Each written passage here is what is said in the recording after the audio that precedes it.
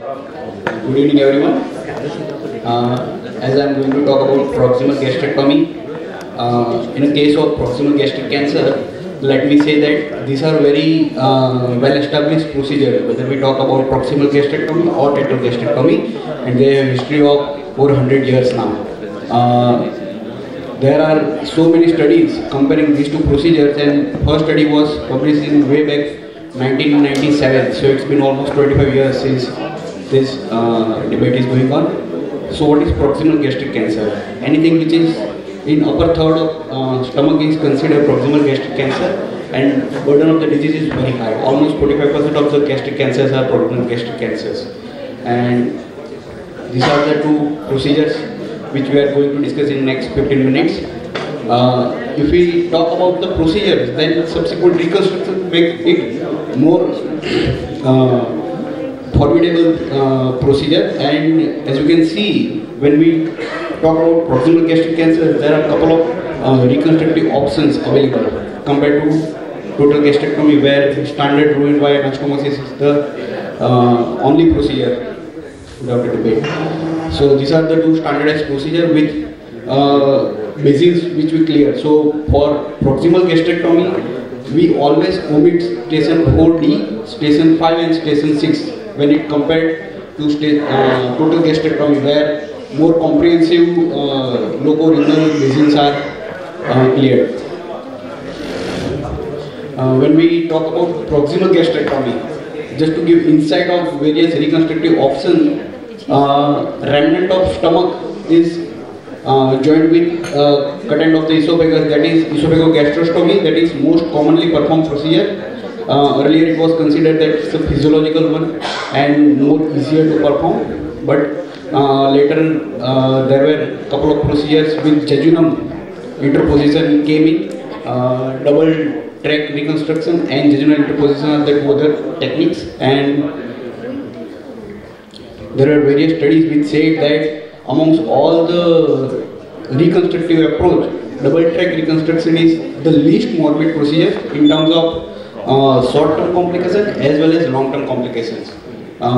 Rate of reflux is as low as 4%, and anastomotic stenosis, long-term anastomotic stenosis rate is again 4.7% with the double track reconstruction, when it is compared to esophagogastrostomy, where these complications are as high as 50 to 60%. So if we compare the proximal gastrectomy with total gastrectomy, this is a very well-known center from the Korea which perform more than 1200 procedures a year, and they have gathered the evidences in very select early gastric cancer cases, and they said that operative complications as well as reflux related complications in proximal and total gastrectomy were very similar.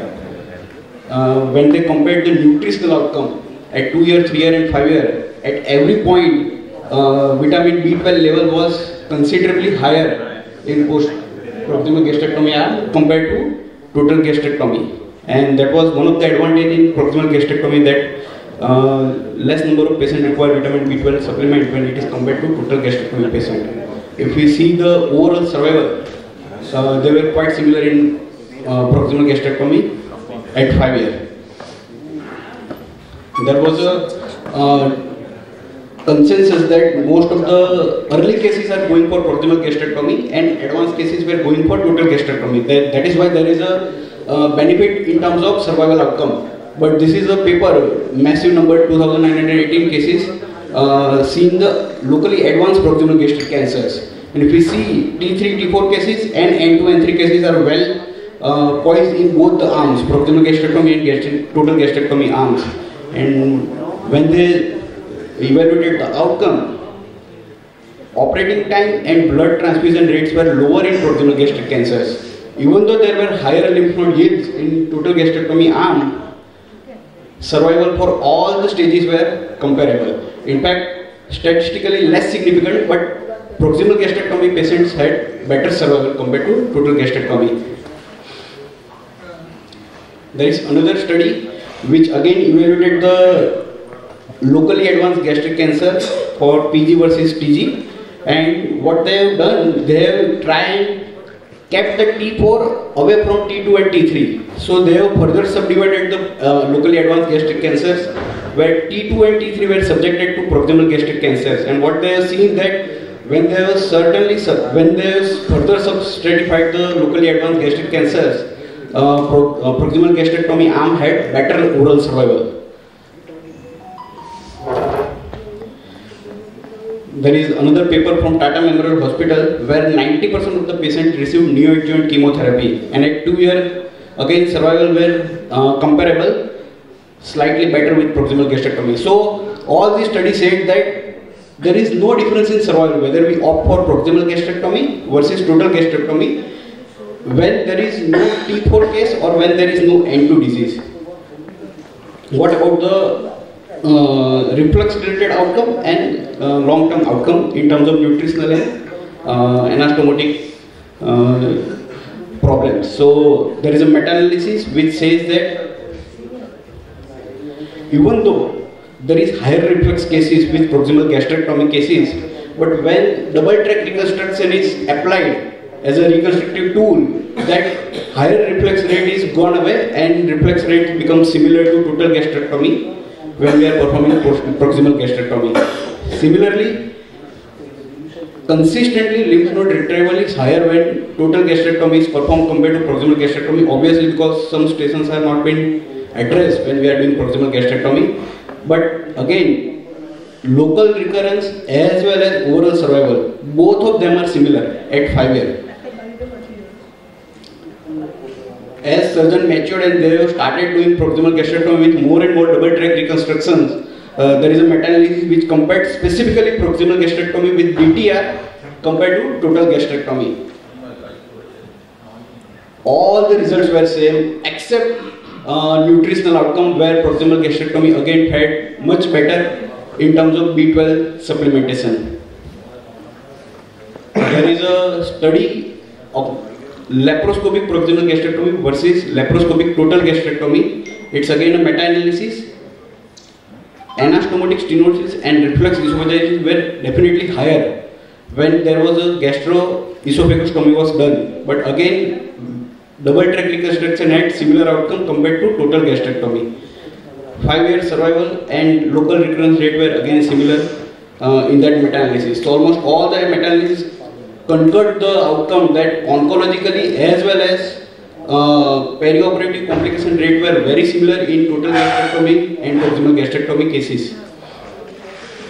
This is the first randomized control trial which is looking into the matter, and it has come up with its interim results, and it says that there is no difference in short-term outcome. It is, however, awaiting long-term outcome of the overall survival as well as long-term nutritional outcome. Most of the studies are from East Asia. This is one of the European trial which again concurs the similar overall survival as well as long-term outcomes. So based on all the results, this is a Korean practice guideline which says that for early proximal gastric cancer, total gastrectomy and proximal gastrectomy, they are equally poised option. For gastroesophageal junction, again they are coming up with the same statement, and this is the line they are putting as a statement 5, where survival rate, nutritional and quality of life outcomes are similar. However, if you are selecting proximal gastrectomy, then we have to be cautious regarding selection of reconstructive method. So when we debate about proximal gastrectomy, we have to keep in mind that it's a kind of organ preservation surgery where we preserve the pylorus, that sphincter has its own role, we preserve the antrum, that antrum has its own role. There are two main factors like ghrelin and intrinsic factors which actually help in metabolic and nutritional outcome in longer run. Oncological outcomes are comparable. There is a definite risk of reflux related problems when reconstructive techniques are not selected wisely. There is a theoretical risk of metaconus cancer. Again, number is very small. So it is not a question of whether to go for proximal gastrectomy or total gastrectomy. Question is rather when to go for proximal gastrectomy and when to go for total gastrectomy. This is the Japanese consensus statement which says that most of the T1 cases where we are able to achieve the gross resection margin of 2 cm in T1 lesion and around 3 cm in T2 lesion with more than 50% of preserved distal stomach, we should opt for PG. Thank you. I now ask Dr. Panda to take this. It's not a debate at all. It is a standard practice, whether PG or TG. It's a standard practice for all. But I have to tell something about total gastrectomy, so I am participating. But every point Dr. Parikh has touched.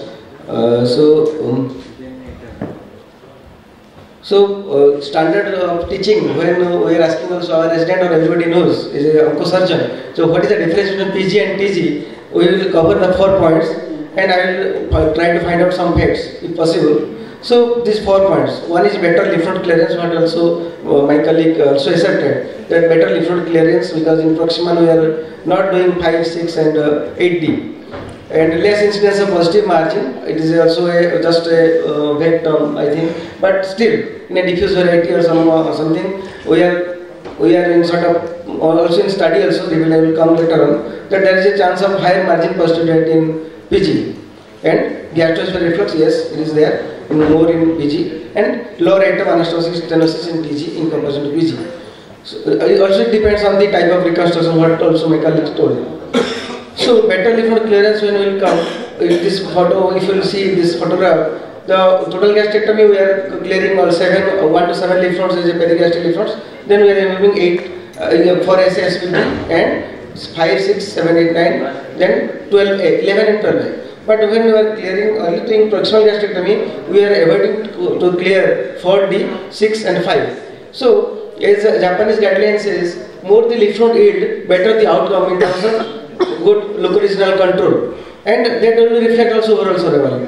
So though there is no rigorous trials to prove it, there is no robust data to prove it, but still as a surgical oncologist we try to achieve more lymph node yield in a stomach case, stomach and esophagus also.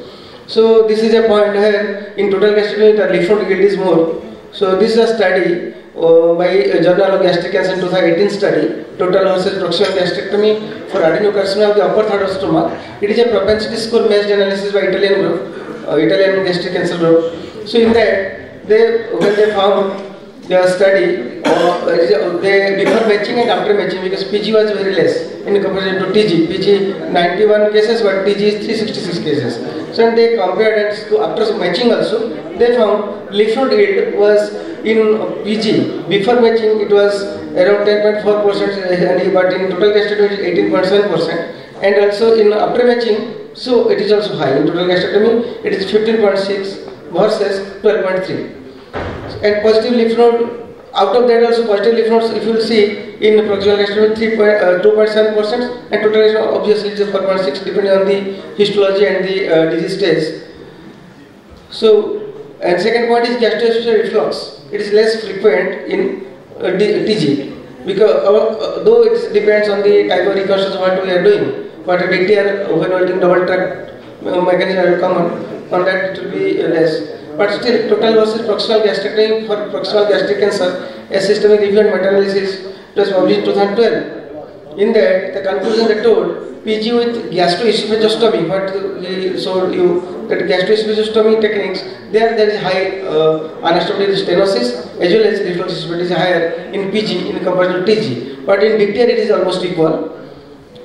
Then less inches of positive margin. In that study also, they showed the positive margin in before matching PG has 8.8% and in TG it is 3% only, and after matching also it is 1.3% PG and almost 0% TG. So the positive margin rate is higher in PG, and also lymph node yield is very less. Gastroesophageal reflux is higher, and another point is anastomotic stenosis.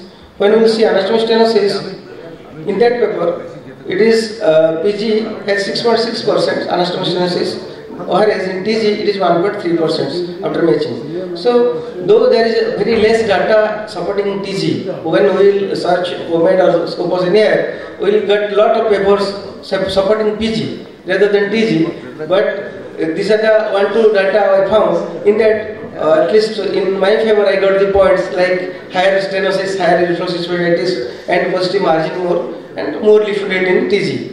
So in that point, when we find Japanese gastric cancer treatment guideline 2021, it's the 6th edition, they told that the question was, is proximal gastrectomy is recommended for early proximal gastric cancer. So that told is weekly recommended for early gastric cancer. It is a 100% consensus rate. So in proximal gastric cancer and locally advanced gastric cancers, those who are supporting proximal gastrectomy in comparison to total gastrectomy, still there is no head-to-hand randomized controlled trial, no trial. So all are retrospective studies or some case series from some multi-center group. So there is not so much of matching or so much of proper matched. So it's not a randomized trial. So it's very difficult to follow up the patients. Many papers are retrospective studies. So in retrospective studies, it is difficult to follow up data, difficult to get the follow up data and the complications. So it is some bias. So in my point, PG is equal to TG, no doubt, but it depends on the surgeon's expertise and the techniques, how we are reconstructing. But the double cut reconstruction is better. In that, the comparable outcomes in PG and TG. So it depends on the surgeon's expertise and center where we are doing, how we are handling the patients. But in my point, and also guidelines telling that both are equal. NCCN also telling that proximal gastrectomy and total gastrectomy are both indicated for proximal gastric cancers, and a typical positive nutritional impairment. What he told also, my colleague told, the vitamin B12 deficiency, weight loss, both are definite, and iron deficiency also. These are more in TG in compared to PG because we are removing stomach, so definitely the intrinsic factor and iron absorption will be hampered. So this is my take home message that proximal gastrectomy is equal to total gastrectomy in terms of proximal gastric cancers. Thank you. I now request Dr. Parikh to put his comments. So I guess we are in agreement with what we are saying, but just to put, when Japanese guidelines says weekly recommended, they are based on the type of studies they are following, and as it's a no randomized controlled trial supporting this evidences, everywhere they will put, even for diagnostic laparoscopy for gastric cancer, the recommendation is weekly recommended. But we all know that diagnostic laparoscopy is the first step we need to do when we are doing gastric cancer surgery. Similarly, for proximal gastrectomy, they are putting the word weekly recommended. But if we see I have a slide, if I can go back to my presentation, it says that there is, in last 10 years, proximal gastrectomy in Japan has 5-fold increase. So number of proximal gastrectomies are increasing drastically in Japan and Korea, where there are well-organized institutions performing gastric cancer surgeries. Second thing, when we talk about nutritional data, they are drastically different when we compare TG versus proximal gastrectomy. Actually, TG is so morbid that they are coming up with a name called post-gastrectomy syndrome. Most of the patients suffer a lot in terms of weight loss and nutritional outcome. They have multiple readmission rate for vitamin B12 supplementation, injectable vitamin B12 supplementation. So such things can be avoided with proximal gastrectomy. Sangram, you want to say something? Yeah, I think theory is one side and practical is another side. I think all the forum, everybody will accept that how we are referring.